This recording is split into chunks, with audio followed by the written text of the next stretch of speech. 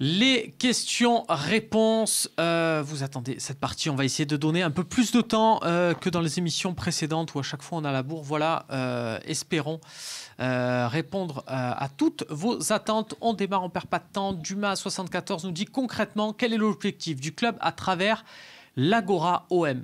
Alors je ne sais pas si tu as vu ça, Régis, c'est tombé J'ai vu ça cet quelques après-midi, instants là, voilà, effectivement. avant qu'on fasse cette émission.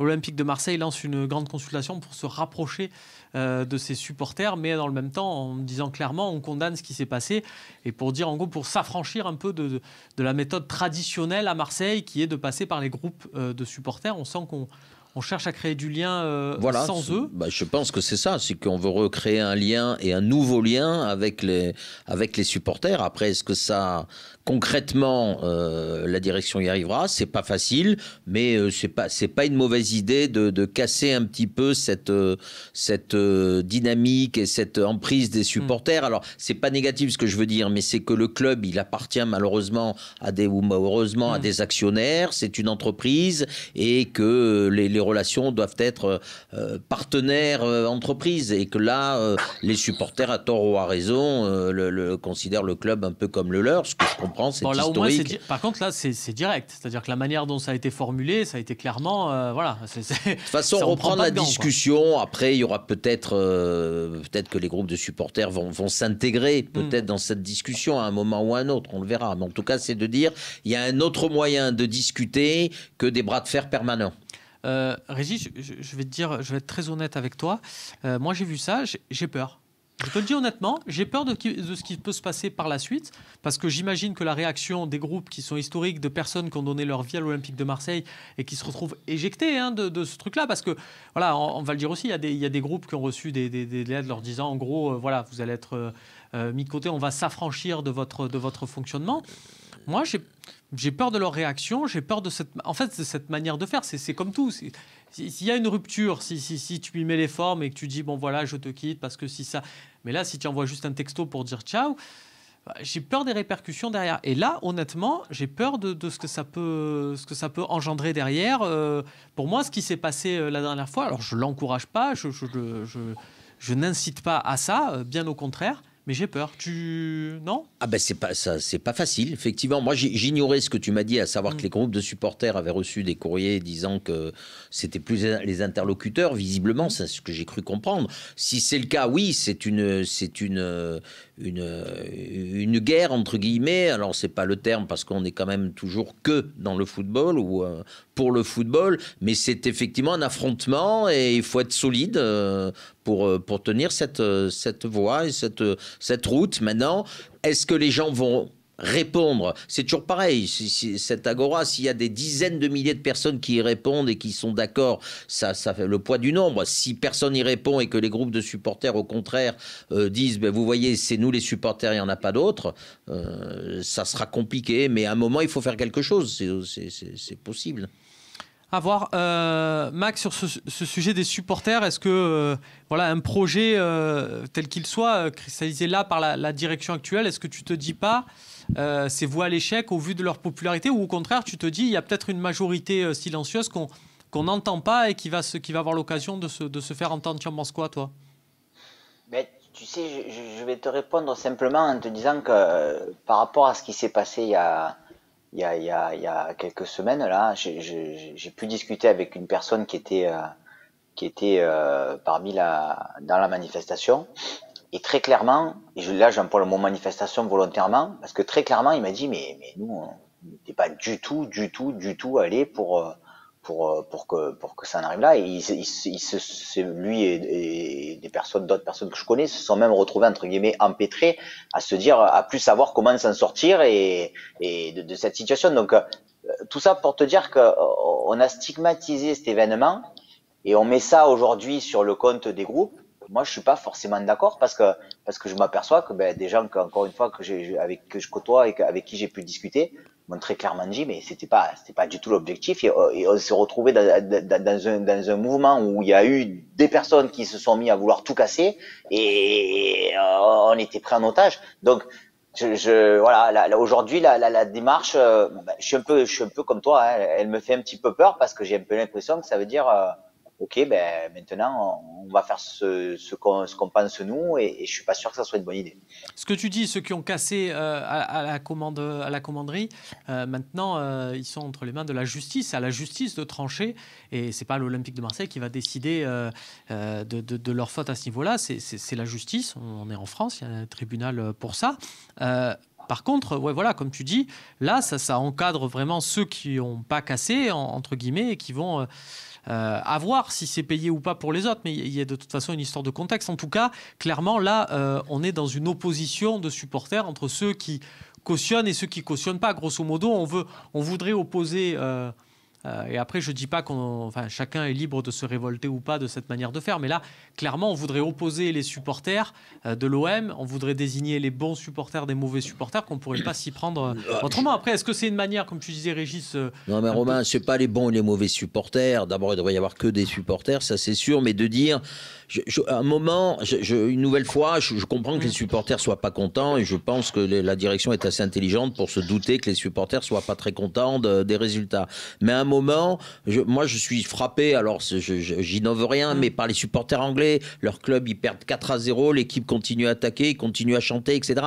Et c'est ça qu'il faut faire un peu évoluer la mentalité française. Le supporter, il n'est pas content, ses résultats sont mauvais, mais c'est quand même caractéristique alors Marseille, c'est nos qualités, hein, c'est notre personnalité, mais chaque fois que ça va mal, on veut tout changer. Et ben la pérennité, la continuité, l'apaisement, c'est pas mal aussi. Je pense que le geste de Benedetto hier, c'est parce que le type, il est au fond du gouffre, il a une pression terrible. Payet pareil. Je vais avoir l'honneur sans doute de le défendre mercredi soir, Benedetto. Il sait pas pourquoi il a fait ce geste, parce qu'il est pas bien, parce qu'ils ont la pression des supporters. Alors une nouvelle fois, le supporter, il est dans son rôle de mettre la pression, mais est-ce que Régis, ce modèle anglais, c'est pas ce qu'on a voulu faire à Marseille là il y a quelques années avec la disparition des Yankees remplacés en bas du virage nord par le CAOM, et on a vu que c'est un four retentissant. Oui, mais c'est pas facile, hein, mais de faire un peu évoluer les choses. Moi, une nouvelle fois, que les supporters soient pas contents, on s'est pas régalé hier soir, c'est pas une bonne saison, on est d'accord, mais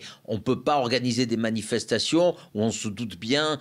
Il a raison, notre ami. C'est vrai que les gens, ils sont pas venus pour casser, mais il y avait quelques personnes qui étaient venues pour ça. Et l'effet de foule, on la contrôle pas. Et tout le monde le sait. D'aller manifester devant la commanderie avant un match, c'est pas ça qui va rendre serein les joueurs. Par contre, dire à la direction, on n'est pas d'accord, on n'est pas content, vous avez fait ci, vous avez fait ça, et on est des vrais interlocuteurs. Oui. Alors, je pense que c'est ce que cette agora veut créer. Est-ce qu'ils y arriveront? Est-ce qu'on va pas y arriver? Ça, par contre, c'est très difficile. Il y a des grosses habitudes, il y a des grosses histoires, et c'est pas simple. On suivra tout ça de très près, évidemment, sur le Phocéen. On vous tiendra informé des différentes étapes de ce processus. On va prendre une autre question, puisqu'il doit y en avoir pas mal. Chris Paddle qui nous dit: peut-on envisager des sanctions du club proportionnées à l'encontre de Benedetto? Tiens, tu en parlais. Parce que c'est vrai que là, on sort limite, c'est ce qu'on disait un peu hier, Max, en la troisième mi-temps, on sort limite du cadre du football. On a un club qui aime bien être dans la procédure là. Est-ce qu'on pourrait mettre une semaine, 2 semaines de salaire, par exemple les sanctions financières en France sont interdites pour les salaires, sauf s'il y a des mises à pied. Mais je ne vois pas pourquoi on mettrait à pied un joueur qui a commis un mauvais geste. La seule sanction, c'est que l'entraîneur peut lui dire: écoute, tu nous as coûté le match et je te mets plus sur la feuille de match. Ça, c'est pas une sanction, c'est une gestion sportive. Mais les sanctions financières, ça n'existe pas. Tu fais bien de nous le dire, on est tous habitués à jouer à Football Manager, et on peut avoir cette option-là de mettre des semaines de salaire. Juste pour avoir votre avis, parce que ça m'intéresse, vous pensez qu'il va prendre combien de matchs, Benedetto? Alors, comme je vais le défendre, je ne vais pas oser dire de voir si les gens de la commission de discipline regardent. 2 serait un très très bon résultat. Parce que, alors, c'est un joueur, j'ai préparé ma défense, donc je l'ai dit, il n'a pas beaucoup de cartons, il n'a pas de mauvais gestes, c'est pas un joueur méchant, et visiblement, il pète un câble, quoi. C'est un sentiment de frustration. Donc, honnêtement, je pense que ça sera entre 2, ça serait très très bien. Et si c'est 3, le joueur n'est pas blessé, heureusement. Voilà, c'est pas un joueur. Il t'a donné une explication? Il y avait eu, quelque chose qui s'est passé. Moi, je ne l'ai pas vu, mais j'ai vu Angélique qui s'occupe de la relation avec les joueurs pour les voir et les préparer. Il n'explique pas, il pète un câble, quoi. Il est pas serein. Voilà. C'est un joueur pas serein, qui est frustré, qui veut se battre et qui fait un geste incompréhensible. Et il Walid, le comprend pas, tu l'as vécu comment, toi, ce truc de Benedetto, ce pétage de plomb? Tu t'es dit qu'est-ce qu'il fait là? La même chose, ça témoigne un petit peu d'une fébrilité psychologique qui est assez courante, pas chez Benedetto, mais on a l'impression que l'Olympique de Marseille, bah, ils sont pas sereins, ils sont dans un moment très très critique sportivement et même sur l'extra sportif, et que dès qu'il y a un petit caillou dans la chaussure, tu sens qu'un joueur peut péter les plombs. Et encore une fois, Benedetto en est le symbole, pas forcément parce que, comme je suis d'accord avec ce qui a été dit en plateau, c'est pas un joueur qui est coutumier du fait, mais sa situation aussi, il nous a parlé en conférence de presse, il nous a dit qu'il n'avait pas peur de la concurrence de Milik, il n'arrive pas à trouver le chemin des filets, il fait pas une saison incroyable. Donc voilà, tout ça sur une demi-seconde a pu lui faire péter un câble sur le terrain. Maintenant, pour répondre à la question, moi je pense qu'il doit être sanctionné avant tout sportivement, que Milik se remette vite sur pied, qui renchaîne les matchs, et Benedetto ira sur le banc, parce que pour moi, à l'Olympique de Marseille, c'est sa place. Sa place, c'est dans les 15-20 dernières minutes pour essayer d'être un joker de luxe et d'accompagner Milik, qui doit être le titulaire de cette équipe. Walid, on va prendre la question suivante, mais juste avant, parle-nous un peu de ta passion de Samir Nasri, comme ça. Dis-nous un peu, voilà, parce que raconte-nous, tu es né en région parisienne, c'est ça? Tu as grandi en région parisienne, donc tu n'es pas forcément fan de l'Olympique de Marseille, mais Samir Nasri, ça t'a parlé. Explique-nous pourquoi. Ouais, bah, très rapidement, grand fan de Zinedine Zidane. Nasri arrive en 2004. J'ai mon oncle qui était supporter de l'Olympique de Marseille à l'époque, avec qui on avait regardé le match Sochaux-OM avec sa première rentrée. Bien sûr, sa première rentrée. Notamment. Et je suis tombé amoureux tout de suite du footballeur. Après, il y a le premier but à Villeneuve-d'Ascq contre Lille sur le service de Steve Marley. Et puis, pas fou ce but, hein, il pousse la balle dans le cache vide. Hein. Oui, bien sûr. Mais voilà, après, c'est rentré au Vélodrome, cette personnalité, ce style de jeu, cette intelligence de jeu. Et après, je n'ai pas quitté.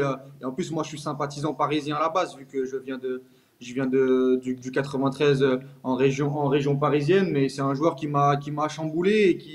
Et puis après, voilà, tout ce qu'il a fait à Marseille, l'année avec Albert Raymond, la grande époque. Pape Diouf avec Niang, Pagis, Ribéry, même quand il jouait un peu plus reculé avec Lorixana. Voilà, c'est de très très belles années où moi j'ai vraiment apprécié l'équipe, apprécié l'Olympique de Marseille. Et puis derrière, je l'ai suivi à Arsenal, à Manchester City, même à Antalya Sport, j'ai pas raté un match. Et voilà, Samir Nasri, c'était un joueur qui me procurait pas mal de choses sur le terrain, parce que j'aimais son intelligence de jeu, j'ai aimé sa capacité à s'inscrire dans un collectif, les années avec David Silva, les années avec Fabregas. Voilà, clairement, c'est mon joueur préféré. C'est mon joueur préféré humain, parce que bien entendu on adore d'autres joueurs, hein, Zidane, on a commencé le foot avec Zidane, R9, etc. Mais le premier joueur, je dirais, normal. Joueur pas incroyable, c'était pas un top player, mais un très bon joueur de foot. Et c'est comme ça que ça a démarré, avec ces petites mèches peroxydées et ce numéro 22. C'est bien, tu n'as pas raté un match d'Antalya Sport, alors que lui, il en a raté pas mal, mais c'est vrai. Et alors, Régis, sache que pendant le confinement, Walid a fait un live Instagram. Tu sais, maintenant, il a conversé pendant plus d'1 heure avec Nasri, qui lui a du coup répondu. Ah bah, c'était très sympa à suivre l'échange, parce qu'ils ont vraiment parlé football. C'était intéressant de suivre notamment la période de Manchester City, les évolutions là-bas, et ça parlait football. C'est très intéressant. Francky Francou sur Facebook, qui nous dit: quid de cette clause de Milik, fake news ou pas? Alors on le sait, les clauses sont interdites, mais on dit que Milik pourrait repartir moyennant un montant défini en Italie dès le mois de juin. De toute façon, clause ou pas clause, s'il y a une offre et que Franck Macourt dit on vend, Voilà, qu'une clause qui existe ou pas, ça change strictement rien. Ah, ça complètement, oui. C'est le choix entre guillemets, des dirigeants en accord avec l'actionnaire. Mais si effectivement il y a une très grosse offre sur Milik, la question peut se poser. La clause, ça me fait marrer parce qu'il y a des clauses effectivement qui sont homologables ou non en France, qui sont homologables ou non à l'étranger. Et je pense que s'il y a une clause, personne ne la connaît et personne ne la connaîtrait. Par exemple, en France, on n'a pas le droit de mettre des clauses de transfert à un certain prix. Donc, ce qui existe à l'étranger sans aucun problème. Ouais, par exemple. En Espagne, énormément. Lyon clame qu'ils le font en permanence. Donc, c'est un petit peu de l'hypocrisie. Mais cette clause, j'en sais rien. En tout cas, si le joueur est bon et qu'il y a une grosse offre, pourquoi pas? Ça sera à la direction de l'envisager.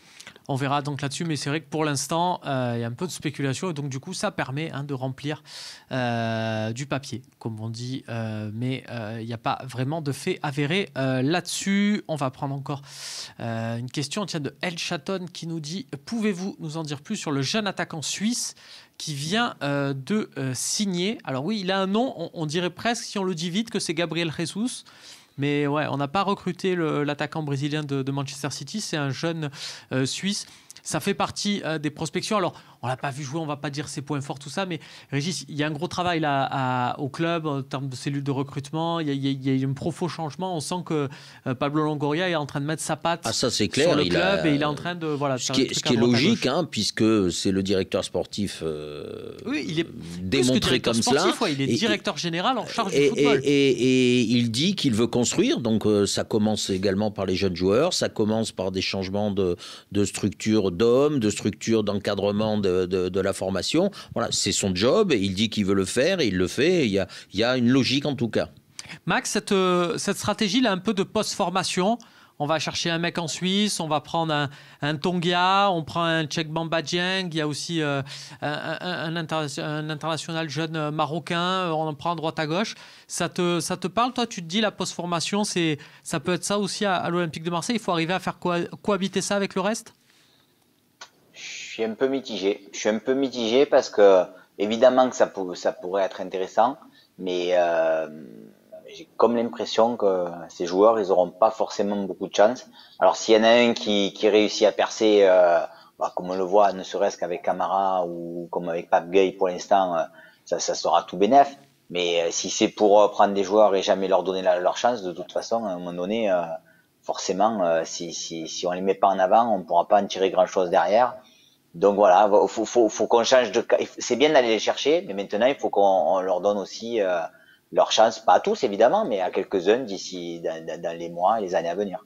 À voir, oui, avec la nomination du nouvel entraîneur, parce que c'est vrai que les deux derniers étaient quand même assez portés, que ce soit Rudy Garcia ou André Villas-Boas. Ils m'en voudront pas si je dis ça, mais ils étaient assez portés sur les résultats. C'est normal, c'est des entraîneurs qui sont là. C'est le lot de quasiment tous les entraîneurs, surtout dans notre club. C'est-à-dire que les résultats, il faut qu'ils soient immédiats. Mais tu as des mecs, je dis pas qu'il faut le recruter comme entraîneur, attention, surtout pas vu le passé, mais un entraîneur comme Claude Puel, par exemple, dans les clubs où il passe, il a la réputation de lancer des jeunes. Nous, à l'OM, on ne recrute pas ce type d'entraîneur. Et il lance les vieux aussi, mais dehors. Mais, donc oui. Mais ça peut séduire ça à Marseille, tu vois.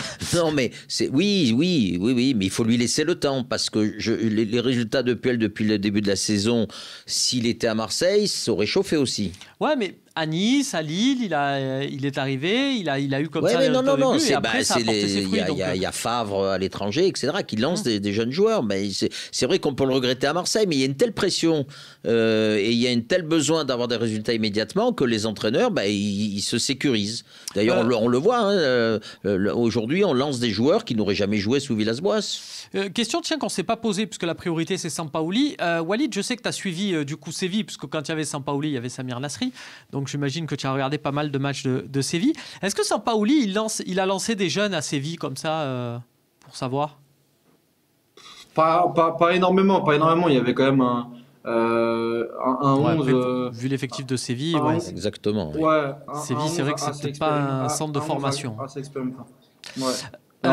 En plus, surtout que c'est Monchi qui faisait un peu le travail et il y a quand même des joueurs d'expérience. Ouais, il y a 40 mecs qui partent, ouais. Puisque tu suivais, parce que j'ai souvent entendu, je fais pas mal de débats sur le site et il y a un peu des avis divergents. Certains disent que que justement Séville sous Sampaoli, ben non, mais ça jouait quand même pas mal, et d'autres disent c'était dégueulasse. Toi, t'en penses quoi, puisque tu les suivais? Bah, en fait, j'en parlais récemment. Sampaoli, on fait euh, bien entendu, on fait la comparaison avec Bielsa parce que c'est un très très grand fan de Bielsa, mais c'est pas un dogmatique. Sampaoli, il a fait de très très belles choses avec Séville, notamment sur les 6 premiers mois. Il faut pas oublier que jusqu'en février, il est deuxième de Liga au coude à coude avec les deux mastodontes, le Real et le Barça. Mais il a montré sur certains matchs, notamment contre la Juventus en Ligue des Champions, ou même des matchs de Liga, où il pouvait fermer, où il pouvait attendre l'adversaire et ne pas avoir le ballon.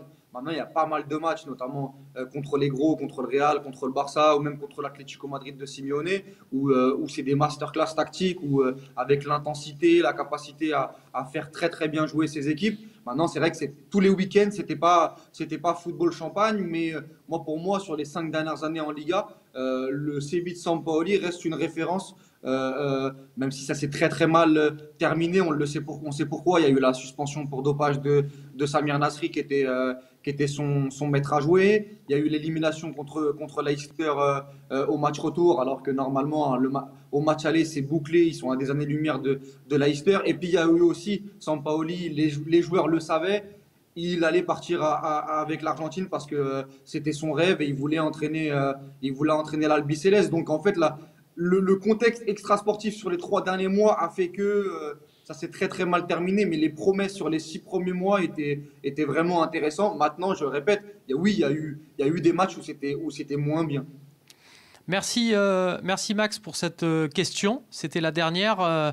On nous dit bonjour, pourriez-vous préciser, allez on prend celle-là vite, Chiro qui nous dit pourriez-vous préciser la situation contractuelle de Nasser Largué? Oui, son contrat finit en juin et donc effectivement être entraîneur, nomination de toute façon quand on te nomme entraîneur, c'est un peu, ça te raccourcit, ça te rapproche aussi de la sortie. Là, il a pas signé, enfin, il est directeur du centre de formation. Voilà, il est directeur du centre de formation, il n'y a pas d'avenant. Il n'y a pas d'avenant, de toute façon, on a un délai, la Ligue donne un délai pour les clubs pour se régulariser la situation et qu'il y ait un véritable entraîneur en titre. Donc, s'il est remplacé, ça sera le nouvel entraîneur et lui retournera au centre de formation. Si son contrat du centre de formation finit en juin, c'est à la direction de voir s'il considère qu'il doit continuer ou non. Voilà, on verra, donc on en reparlera bien sûr de cette situation. Merci à vous messieurs, merci Max, merci Régis. Merci à vous. Merci Walid pour cette première très intéressante. On espère te revoir bientôt Tout à fait. avec nous et on Merci. te suit sur tous tes Merci, supports, les journalistes multisupports. Merci Romain. On connaît, on suit ça avec attention. Merci de nous avoir suivis. Mercredi, OM Nice. Salut à tous.